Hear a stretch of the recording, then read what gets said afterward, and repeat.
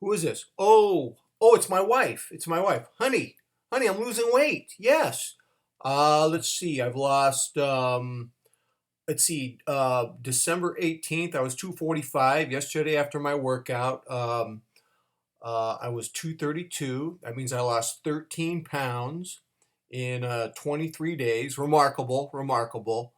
And I want to get a new watch. Yeah, the Seiko Transocean SBDC 047. It has this like blue purple dial. How much does it cost? Oh, yeah. Excuse me. I about $1,000. Yeah. Oh, yeah. And but I promise it will be my last watch. Okay. All right. Well, I gotta make a video. Okay. Bye bye. All right, ladies and gentlemen, what do you got on today? You got on the Caliber 2100. Wore it as I was doing valet service for my girls today. Ooh, it's fun to wear. I won't lie to you. It is fun to wear this watch. Not fun to read time on it, I'll tell you that, but it's fun to wear. So I want to talk about the 10 successful factors that have helped me lose weight, specifically 13 pounds in the last 23 days. Now, I believe I was so fat when I was 245 on December 18th that, the first 20 pounds or so are going to come off quickly, but then it will slow down. So this has got to happen. So what happened was I have two buddies.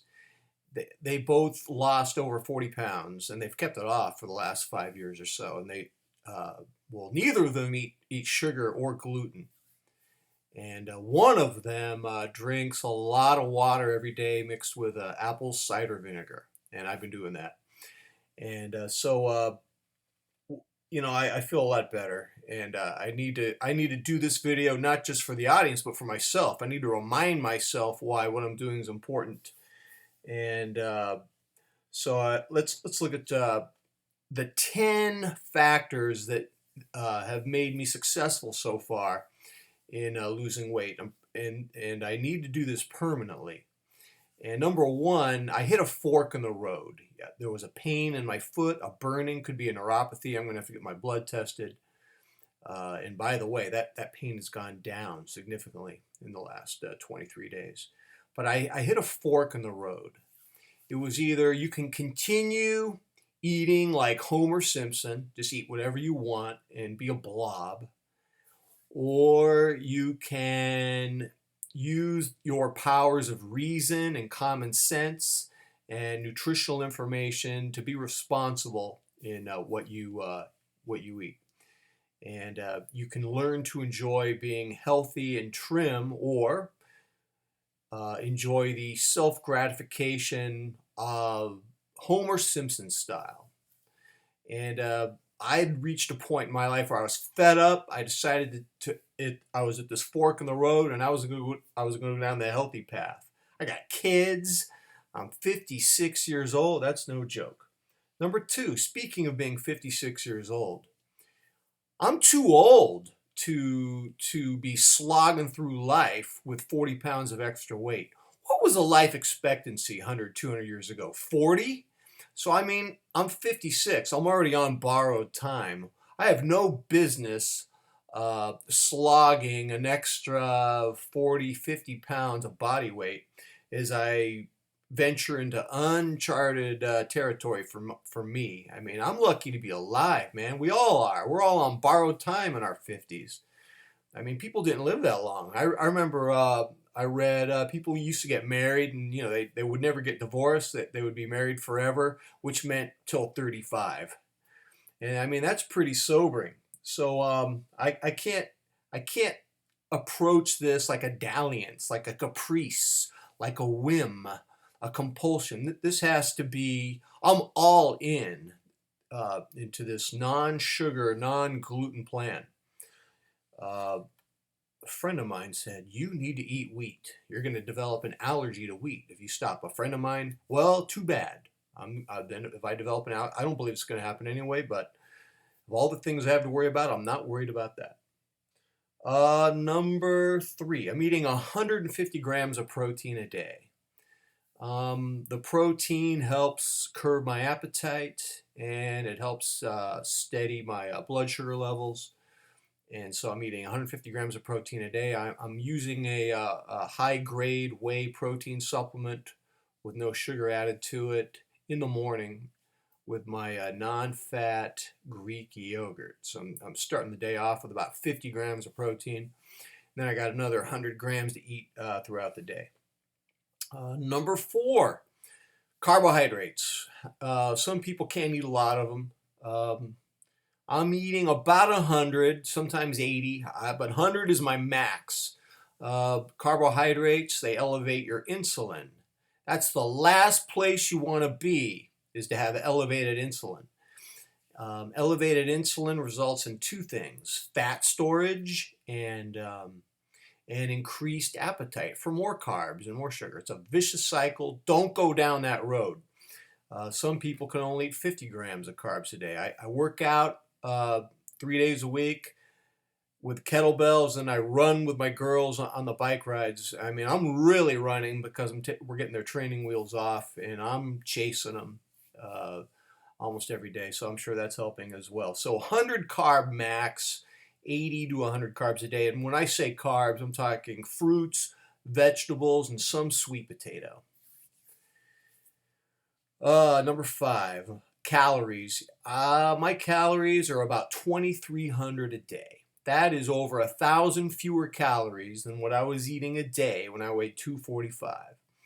And I've come to realize that calories are important, but it's also carbohydrate. It's both. It's not an either or argument. I think you have to tackle your weight loss on both levels. I've tried doing reduced calorie diets in the past, and it didn't work. Getting rid of the gluten, getting rid of the sugar, and cutting down my carbs to 100 max is finally helping me in the weight loss department. Number 6, I am drinking four containers of water mixed with apple cider vinegar, about 3 tablespoons, and I'm just throwing in the ginger powder. I'm doing that 4 times a day, sometimes 5, and I love it. I mean, I actually like drinking it. Some people can't do it. My wife can't do it. But I love it. I feel like it's cleaning out my body, and I notice it's helping with my appetite quite a bit. In fact, I'm going to have some right after I make this video. I'm craving it. Just talking about it makes me crave it. All right. This is interesting. Number 7, snacking. I'm snacking a lot less. I'm more aware of what I'm eating when I snack. A typical snack would be 5 almonds and 4 blueberries, or 5 almonds and a tangerine. That's it. At night, I'll treat myself to a small apple while I watch some show on Netflix before I pass out in bed. I mean, I am so boring. I fall asleep at 10 every night. I'm the most boring person you've ever met. I defy you to show me someone more boring than I am. All right. Number 8. You know what motivates me to stay on this program that's keeping me on it? I actually feel better. The neuropathy or the burning in my left foot is gone by 90 to 95%.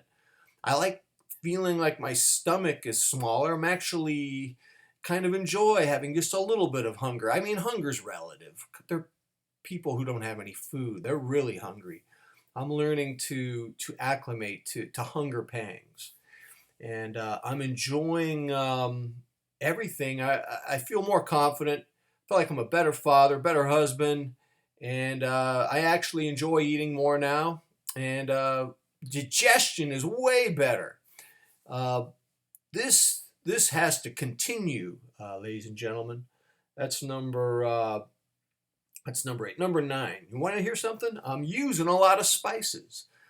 I love spices. Spices, I like hot food. Spices create an explosion of flavor on the tongue, and the foods that I'm eating are like foods I would want to eat. So, for example, at lunch, I'm having a salad. I love arugula. Arugula is a spicy lettuce that I absolutely love.